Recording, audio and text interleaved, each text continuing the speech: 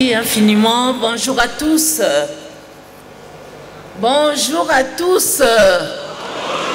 Mbote Nabino. Merci, merci.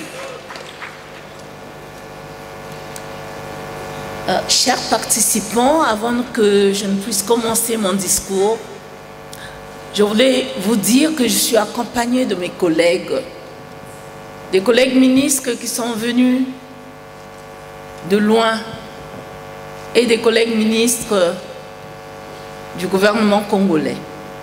Je voudrais qu'ensemble, qu'on puisse les saluer. J'ai ici Madame la ministre de l'Environnement du Rwanda.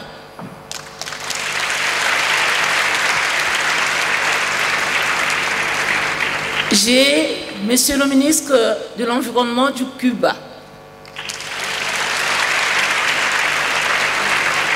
J'ai Monsieur le ministre de l'Environnement de la Côte d'Ivoire.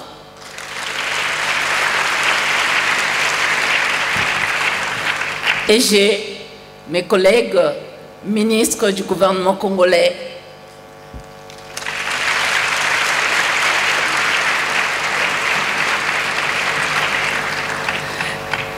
Excellences, Mesdames et Messieurs les ministres, chers collègues, Mesdames et Messieurs les délégués des pays, Mesdames et Messieurs les représentants des institutions et organisations nationaux, sous-régionaux, régionaux et internationaux, Mesdames et Messieurs les représentants des partenaires techniques et financiers,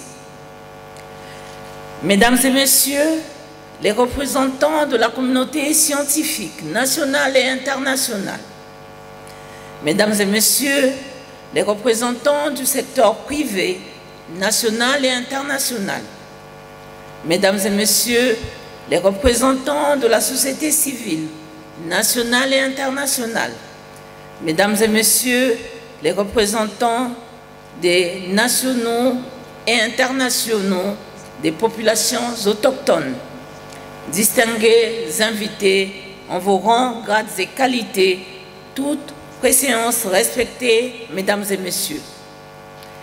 C'est avec un réel plaisir et honneur que je voudrais vous souhaiter à tous ici présents, au nom du gouvernement de la République du Congo et à mon nom propre, la bienvenue dans ce majestueux site du Centre international de conférence de Kintélé.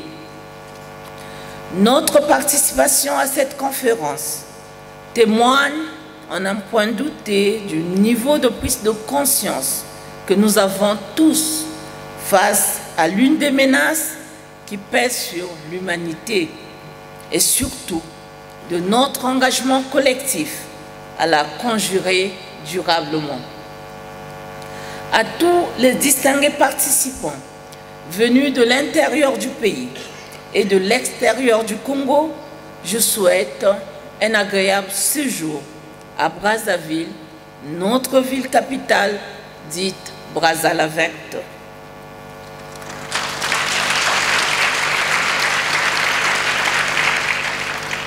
Distingués invités, Mesdames et Messieurs, un grand homme d'État avait fait un rêve d'un monde nouveau, un monde plus beau, marqué par une atténuation conséquente des effets négatifs du changement climatique, un monde plus viable et équitable, accordant le primat à la nature pour arrêter la nature. Autrement dit, un monde où il est reconnu à l'arbre d'être le pilier essentiel et fondamental de la lutte contre le changement climatique. Un monde où, finalement, pour citer le philosophe Francis Bacon, on ne commande à la nature qu'en lui obéissant. Ce rêve, hier, inspiration du grand visionnaire, j'ai cité Son Excellence, M. Denis Sassou Nguesso, devenu aujourd'hui un rêve partagé avec toute la communauté internationale, procède de l'une des menaces encourues par notre humanité, à savoir le dérèglement climatique. En effet, mesdames et messieurs, comme nous le savons et le vivons tous depuis quelques décennies, le monde est confronté à une modification cruciale des équilibres naturels, impactant notamment les températures, le cycle de l'eau, les courants marins et aériens et autres.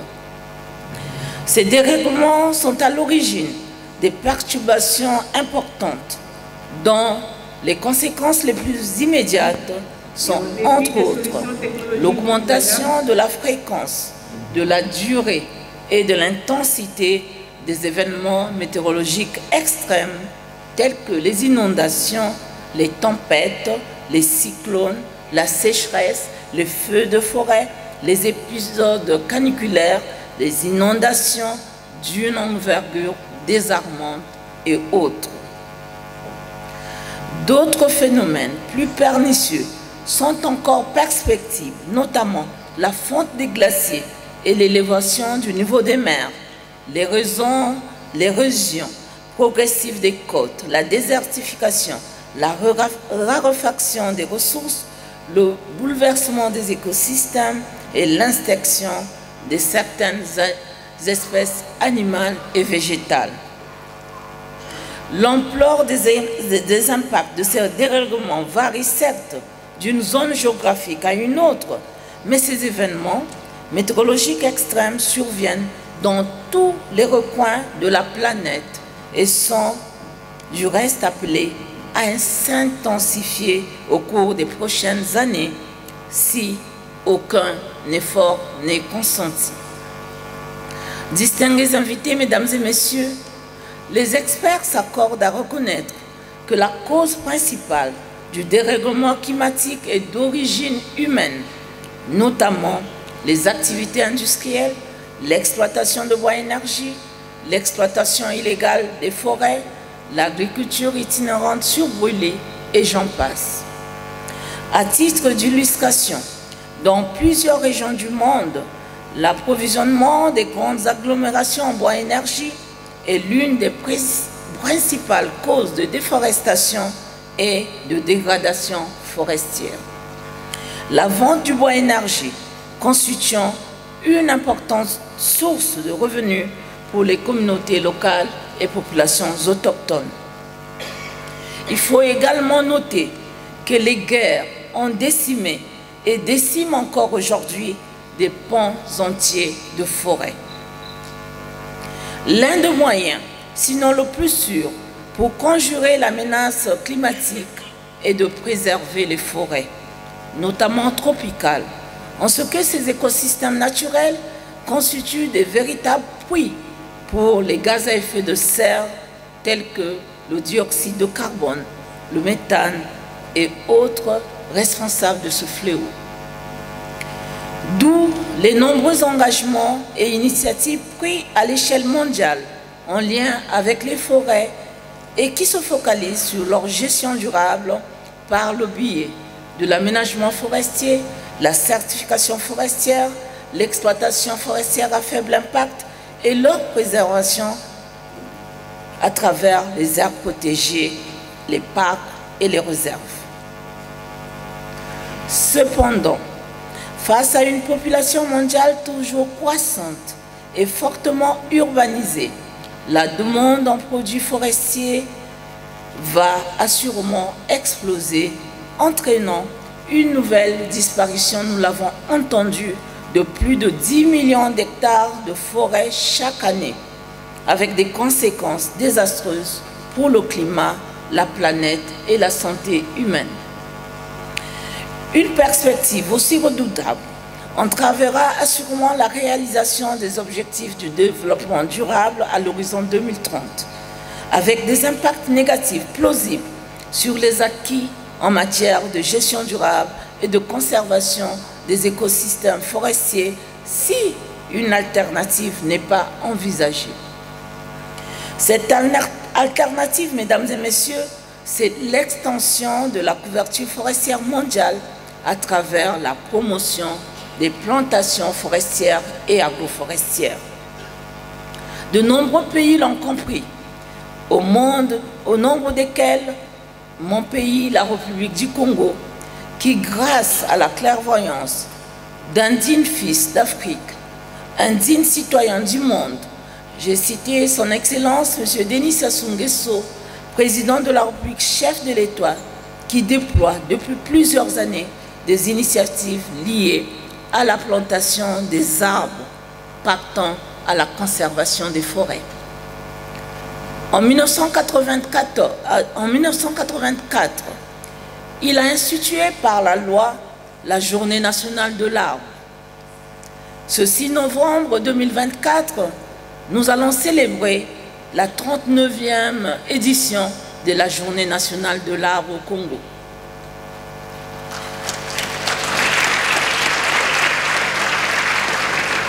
De 1978 à 1980, l'unité d'afforestation industrielle du Congo a permis la réalisation de 40 000 hectares de plantations forestières et agroforestières au Congo. En 1989, une loi a créé le Service national de reboisement. Et enfin, en 2011, Son Excellence, Monsieur le Président de la République, a lancé le programme national d'afforestation et de reboisement avec une ambition de faire 1 million d'hectares de plantations forestières et agroforestières. Mesdames et messieurs, la menace climatique ayant une portée universelle, seule la coopération sous-régionale et internationale en matière de gestion de ressources naturelles peut engendrer des résultats significatifs quant à la lutte contre l'épuisement effréné de ces ressources, contre la désertification et contre la perte de la biodiversité. Aucun pays ou groupe de pays ne saurait prétendre l'éradiquer tout seul. Une coalition mondiale s'avère indispensable. Il nous faut donc agir dans la cohérence et la méthode, en privilégiant la mise en œuvre des solutions basées sur la nature, au nombre desquelles l'extension de la couverture forestière mondiale à travers la promotion des plantations forestières et agroforestières visant l'accroissement des stocks de carbone. C'est à ce titre que mon pays, la République du Congo, fort de ses nombreux atouts naturels, de ses avancées en matière de gestion durable des forêts, ainsi que de sa longue expérience de plus d'un demi-siècle en matière d'afforestation et de reboisement, est conscient des enjeux liés à la récurrence et l'intensification des événements météorologiques extrêmes rappelés si haut. La République du Congo, disais-je, par la voix de son président, en sa qualité de président de la Commission climat du bassin du Congo, a proposé à la communauté internationale la décennie mondiale de la forestation et du reboisement, lancée, comme nous l'avons entendu, lors de la 27e conférence des parties à la Convention cadre des Nations Unies sur le changement climatique tenue à Sharm el-Sheikh en Égypte au mois de novembre 2022. Par la suite, nous l'avons également suivi. Cette initiative a été endossée par l'Union africaine sous le label de la décennie africaine et mondiale de la forestation et du reboisement, suite à la décision 846 issue de la 36e session des chefs d'État et de gouvernement de l'Union africaine tenue du 17 au 18 février 2023 à Addis Abeba en Éthiopie. Cette initiative ou cette décision annonçait également l'organisation sous l'égide de l'Union africaine et des Nations unies de la première conférence internationale sur la forestation et le reboisement à Brazzaville, en République du Congo. Distingués invités, mesdames et messieurs, l'insigne honneur qui me choisit en cette circonstance solennelle m'oblige de m'acquitter au nom de tous ici présents d'un devoir d'égard, tant à l'inspirateur qu'au porteur d'un rêve d'hier devenu réalité aujourd'hui et tous ceux qui en font le partage.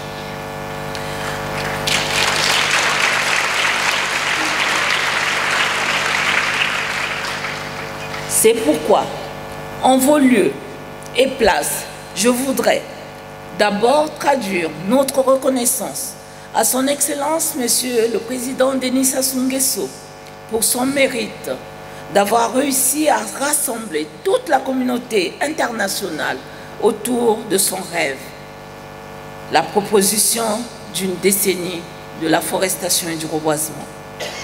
Ensuite,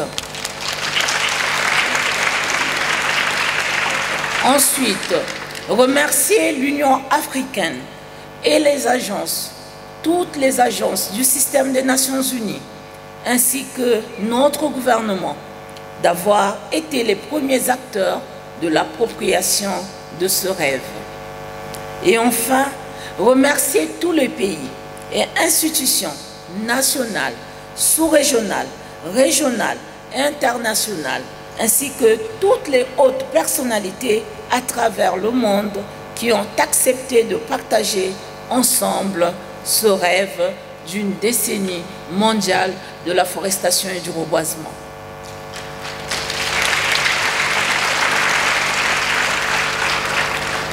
Excellences, Mesdames et Messieurs, distingués invités, chers participants, à ce stade de mon propos, je voudrais préciser que l'organisation de cette première conférence internationale sur la forestation et le reboisement constitue un jalon important de la matérialisation de ce rêve, en ce qu'elle s'inscrit dans le processus d'appropriation par le monde entier de cette initiative, laquelle procède de la nécessité de tisser une sorte de trame entre des axes stratégiques, des accords, des conventions, des initiatives et des leçons apprises se rapportant à l'échelle planétaire aux thématiques d'afforestation et de reboisement, notamment 1.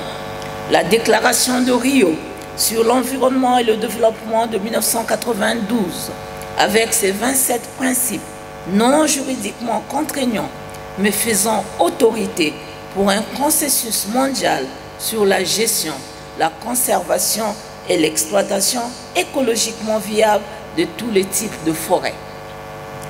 2. Le plan stratégique des Nations Unies sur les forêts 2017-2030. 3. Le rôle des forêts, notamment des forêts plantées, pour atténuer les effets du changement climatique. 4. L'accord de Paris sur le climat, en particulier en son article 5, sur la prise des mesures pour conserver et, le cas échéant, renforcer les puits et réservoirs de gaz à effet de serre, notamment les forêts, pour capter les émissions de gaz à effet de serre et préserver les écosystèmes. 5. Le défi de Bonn, effort mondial de reboisement des terres dégradées et déboisées, dont l'objectif est de reboiser 350 millions d'hectares avant 2030, s'inscrivant ainsi dans l'effort mondial pour le climat, mais aussi dans d'autres objectifs de soutenabilité du développement. On a parlé ici d'une économie forestière. 6. Les engagements à stopper et à inverser la déforestation et la dégradation des sols d'ici à 2030, déclarés par les dirigeants à Glasgow sur les forêts et l'utilisation des terres lors de la 26e conférence des parties à la Convention cadre des Nations Unies sur le changement climatique, COP26, tenue en Écosse en 2021. 7. L'initiative de la décennie des Nations Unies pour la restauration des écosystèmes forestiers 2020-2030. 8. L'initiative pour la restauration des paysages forestiers africains africains. 9. La contribution apportée par la mise en œuvre du mécanisme de réduction des émissions de gaz à effet de serre liées à la déforestation et à la dégradation des forêts pour la lutte contre le changement climatique et les efforts visant à réduire les émissions de gaz à effet de serre à travers la conservation de la biodiversité, l'augmentation des stocks de carbone par la forestation et le reboisement. J'ai cité la REDD+. 10. Le plan de convergence de la Comifac pour la période décennale 2015-2025, notamment son axe prioritaire relatif à la lutte contre les effets du changement climatique et la désertification. Et enfin, 11. Les nombreuses autres initiatives que je ne peux citer ici en cours dans le monde relatives à la forestation et le reboisement, à l'instar des projets de la muraille ou des grandes murailles vertes de la Chine et en Afrique. Distingués invités, mesdames et messieurs, chers experts, les présentes assises visent principalement la définition des axes stratégiques pour l'augmentation de la superficie forestière mondiale sur la base d'une coopération internationale à travers la systématisation des programmes nationaux d'afforestation et de reboisement. Il nous permettra donc d'augmenter les superficies forestières nationales, mondiales, d'accroître la capacité de séquestration de carbone atmosphérique dans le cadre de la lutte contre le changement climatique, de préserver les habitats et la biodiversité, de soutenir et de maximiser la production des biens et services fournis par les forêts naturelles en général et par les forêts plantées en particulier. Et de manière spécifique, notre conférence vise à établir un état de lieu de la forestation et du reboisement. Et ici, je voudrais que nous applaudissions la FAO qui a pris le lead de cette session.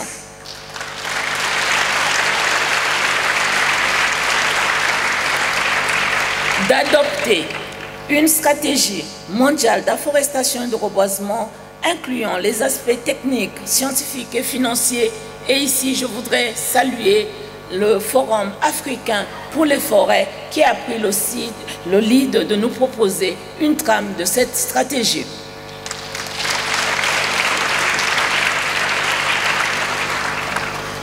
Et enfin, nous devons aboutir à proposer l'inscription de la décennie africaine et mondiale de la forestation et de reboisement dans l'agenda des Nations Unies au moyen d'une déclaration mondiale sur la forestation et le reboisement. Et c'est notre travail de ces 2 jours de segment des experts.